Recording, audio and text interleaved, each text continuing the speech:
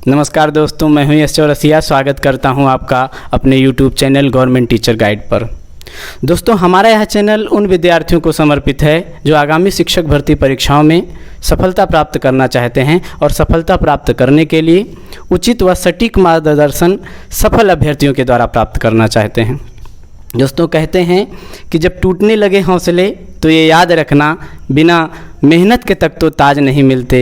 ढूंढ लेते हैं अंधेरों में भी मंजिलें अपनी, क्योंकि जुगनू किसी रोशनी के मोहताज नहीं होते। ऐसी ही एक शख्सियत आज हमारे साथ हैं जो आते गरीब किसान परिवार से हैं, परंतु अपनी विषम आर्थिक परिस्थितियों को भी अपनी सफलता के आगे आड़े नहीं आने देते हैं। तो आइए मिलते हैं हम फारूक अहमद सर से, जो कि हाल ही में आयोजित माध्यमिक शिक्षा सेवा चयन आयोग की परीक्षा में टीजीटी गणित के सहायक अध्यापक के पद पर चयनित हुए हैं। तो सर, आप अपने बारे में बताइए, आपने शिक्षा कहाँ कहाँ से प्राप्त की? हमने high school Shiv Pratap inter college और इंटर जो है श्री रणवीर इंटर कॉलेज, और बीएससी जो है आरआरपीजी, और एमएससी सुल्तानपुर केनाई से, और बीएड बनारस बीएचयू से। जी सर।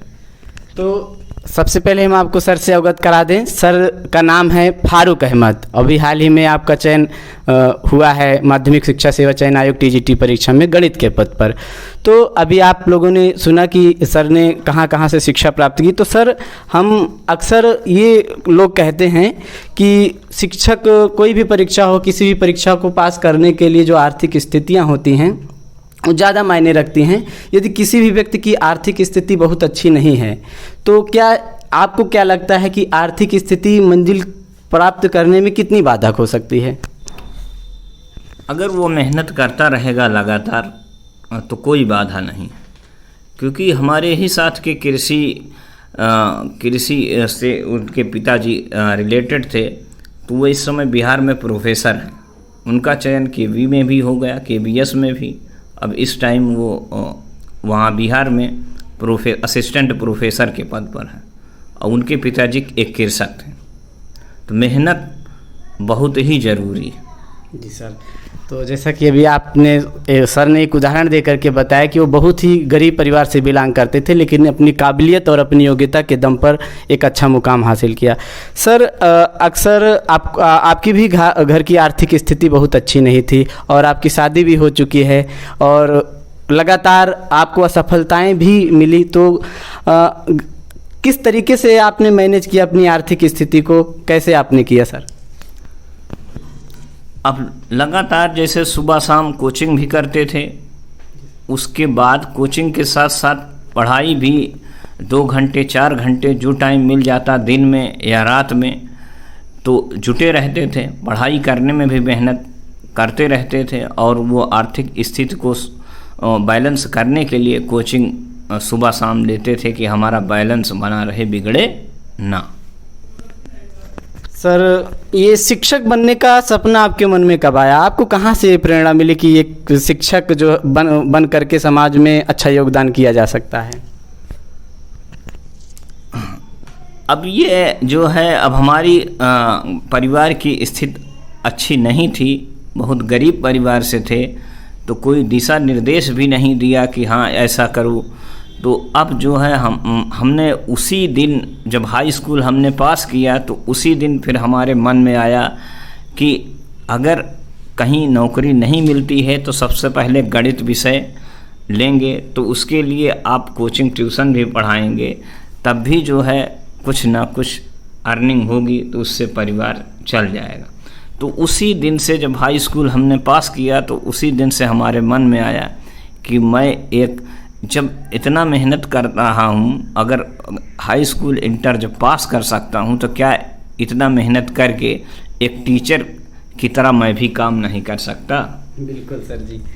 तो सर, आप ही की तरह बहुत सारे ऐसे विद्यार्थी हैं जो गणित विषय से शिक्षक बनना चाहते हैं, लेकिन आज के इस कंपटीशन, इस प्रतिस्पर्धा के दौर में जो है सबसे बड़ी जो समस्या है अभ्यर्थियों के सामने वो है कि बाज़ार में किताबों की बाढ़सी आ गई है। तो ऐसे में किस प्रकार से हम चयन करें कि कौन सी किताब अच्छी है, कौन सी नहीं अच्छी है, तो किस प्रकार से हम किताबों का चयन करें? और आपने कौन कौन सी किताबों का अध्ययन किया, तो आप हमारे दर्शकों को बताने का सर प्रयास करिए थोड़ा। बात ये है, जैसे आप 6, 7, 8, 9, 10 और 11, 12 की किताबें, इनसे तो जुड़ाव रखना ही पड़ेगा। इसके साथ साथ जिस कंपटीशन की आप तैयारी कर रहे हैं उस लेवल की कंपटीशन बुक भी आप अपने पास अवेलेबल रखिए। बहुत ज़्यादा बुक रखने से आप कन्फ्यूजन में रहेंगे। बहुत ज़्यादा बुक ना रखिए, बस केवल आप 1 या 2 प्रकाशन की जो आपको लगे कि हाँ इसमें सिलेबस मैक्सिमम मिल जा रहा है, या आपको ये लगे कि हाँ ये बुक पढ़ने लायक है, और आप वो पढ़िए। और आप अपने ये रिलेटेड से जो भी आपका बीए तक भी जो जुड़ाव है वो भी आप उसको भी आप बनाए रखिए, तैयारी में उसको भी जोड़े रखिए। तो कहने का मतलब मार्केट में कोई ऐसी मानक किताब नहीं अवेलेबल है कि जिसमें पूरा सिलेबस कंसाइज होती है, आपने कुछ ऐसा एक्स्ट्रा किया हो? नहीं, जैसे आप कंपटीशन में बाती हैं बहुत बुकें, तो जैसे ये उपकार की हो गई या अरिहंत की हो गई, उसमें से कोई एक आप बुक ऐसा चुनिए कि जो आपको टॉपिक वाइज या लेसन वाइज ऐसा लिखा हो, उसी बुक को आप ले लीजिए, उस बुक को आप चलाइए, पढ़ते रहिए। और बाकी जो ये हमारा बैकग्राउंड है 6 to 12 और प्लस अगर बीए वाला भी मिल जाता तो वो भी आप उसको भी जोड़े रहिए टीजीटी पीजीटी के लिए। जी सर। तो सर एक प्रश्न अक्सर ये भी पूछा जाता है कि लगभग कितने घंटे इस परीक्षा को पास करने के लिए कितने घंटे मैक्सिमम हमें पढ़ाई करनी चाहिए, और आपने कितने घंटे पढ़ाई की, आपने क्या रणनीतियाँ बनाई, आपने उन असफल लाखों में संख्या है असफल विद्यार्थियों की, आपने उनसे एक्स्ट्रा क्या किया जो आयोग ने आपका ही चयन किया? हम एक्स्ट्रा तो कुछ नहीं किए, बस एक्स्ट्रा यही किए हैं कि कोचिंग हमारा प्लस पॉइंट था। हम जो है मान के चलिए शुरुआत में तो 6, 7, 8 के बच्चों को पढ़ाए, फिर उसी लेवल से वो 9 से बीएससी तक के बच्चों को पढ़ाना स्टार्ट कर दिया। वो हमारा एक प्लस पॉइंट था। और उसके साथ साथ जो है हम भी 2 घंटे 3 घंटे अपना पढ़ते रहते थे। लेकिन जब ये पता चल जाए कि एग्ज़ाम आ ही गया है, अब बचे 1 ही 2 महीने हैं, तो उसके लिए 8-8 घंटे, 6 घंटे, 7 घंटे, 8 घंटे, 10 घंटे, जितना मैक्सिमम ज़्यादा से ज़्यादा टाइम मिल जाता था उतना हम पढ़ाई में लगा देते थे। बिल्कुल सर, आप सही कह रहे हैं। तो आप लोगों को सबसे बड़ी हिदायत सर ये देना चाहते हैं कि यदि आप सही मायने में गणित के अध्यापक बनना चाहते हैं तो आप कहीं ना कहीं बच्चों को पढ़ाते रहिए, या किसी न किसी एक्स्ट्रा एक्टिविटीज़ जो होती हैं उनमें, उन गतिविधियों में ज़रूर शामिल रहिए, क्योंकि गणित ऐसा विषय है जो केवल पूरी तरीके से अभ्यास पर ही फोकस रहता है। तो सर एक प्रश्न और है, हालांकि अभी टीजीटी परीक्षा में तो जो है इंटरव्यू का तो पूरी तरीके से समाप्ति हो गया है, परंतु पीजीटी में भी इंटरव्यू का प्रावधान है। तो आपने जब एग्ज़ाम क्वालिफाई किया था तो आपका भी इंटरव्यू हुआ था, तो इंटरव्यू में किस प्रकार से इंटरव्यू की तैयारी की जाए, और आपका इंटरव्यू कैसा था, आपसे कैसे प्रश्न पूछे गए, थोड़ा उस पर प्रकाश डालिए। वहाँ इंटरव्यू में जो है आप अपने आप को जो है बहुत डरिए नहीं, वहाँ अपने आप को धैर्य रखिए, क्योंकि जैसे हमारे अपने गुरु के सामने हैं वैसे ही आप जो है वो जो इंटरव्यू ले रहा है वो भी एक गुरु ही है।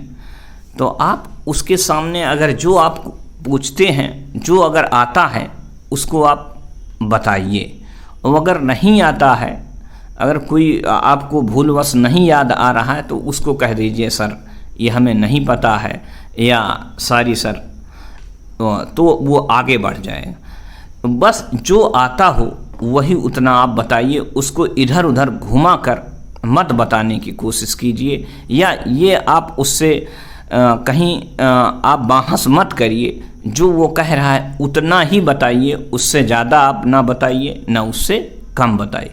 अगर जितना ही पूछता है उतना ही आप बताइए।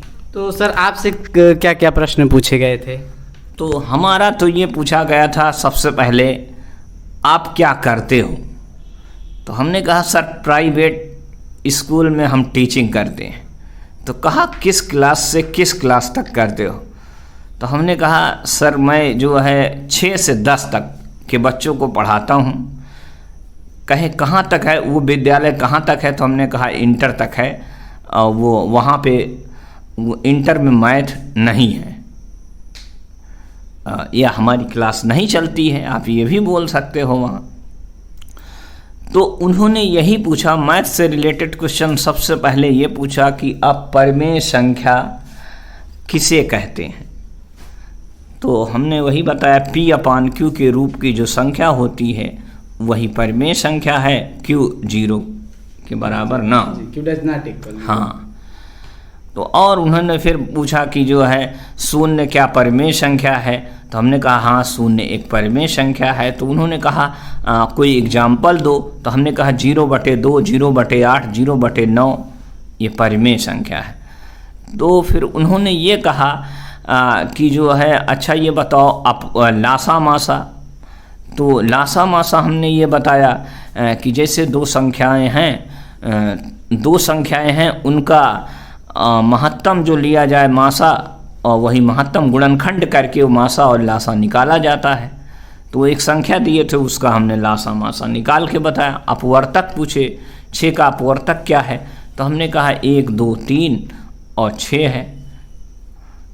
उसके बाद फिर वो इंटर का एक क्वेश्चन पूछे, इंटर लेवल का, कि समुच्चय किसे कहते हैं, और फिर समुच्चय की परिभाषा हमने बताया। तो फिर उसके बाद उन्होंने पूछा समुच्चय के प्रकार, वो भी बताया। तो उन्होंने कहा रिक्त समुच्चय, तो रिक्त समुच्चय बताया। तो उन्होंने ये भी बोला कि यहाँ जैसे रूम में है तो रूम में यहाँ पे कोई ऐसा एग्जाम्पल बताओ जो रिक्त समुच्चय हो। तो हमने ये कहा कि सर यहाँ पे मान लीजिए ये बाटल है, बाटल नहीं है, तो बाटल रिक्त समुच्चय। तो उन्होंने कहा बाटल ये ऐसा एग्जाम्पल नहीं है। तो हमने कहा सर अच्छा आप ही बताइए। तो वो हमने कहा अच्छा ये चेयर नहीं है तब इसका यहाँ पे रिक्त समुच्चय होगा नहीं होगा? अगर यहाँ कमरे में चेयर नहीं है तो रिक्त समुच्चय है। तो उन्होंने कहा एग्जाम्पल ये होगा कि बाटल है पर उसमें बाटल में पानी नहीं। तो हमने कहा सर आपका ही सही हो सकता है फिर। बिल्कुल सही सर। तो आप लोगों ने सुना, आप लोगों को ये भी ध्यान रखना है कि वहाँ आपका जो प्रेजेंस ऑफ माइंड है वो भी चेक किया जाता है। हाँ। और जनरल प्रश्न आपसे पूछे जाते हैं, लेकिन वो जो जनरल प्रश्न होते हैं उनमें उनके पीछे की जो चीज़ें होती हैं उसको आप ज़रूर फोकस करिएगा। तो सर एक प्रश्न और है कि जैसे टीजीटी मैथ एग्ज़ाम तो है ही, तो बच्चे जैसे ही एग्ज़ाम आता है तो बड़े बड़े शहरों की ओर रुख कर जाते हैं कोचिंग करने के लिए। तो आपको क्या लगता है कि बहुत सारे ऐसे गरीब विद्यार्थी हैं जो नहीं जा पाते हैं कोचिंग करने के लिए, और उन्हें ऐसा लगता है कि मैंने कोचिंग नहीं किया तो कहीं ना कहीं मैं असफल हो सकता हूं। तो क्या कोचिंग की कुछ भूमिका होती है इस परीक्षा में? कोचिंग की कोई भूमिका नहीं है, बस आप ये है कि लगातार आप लगे रहो, चाहे घर में हो और चाहे बाहर रहो, चाहे रूम लेके रहो।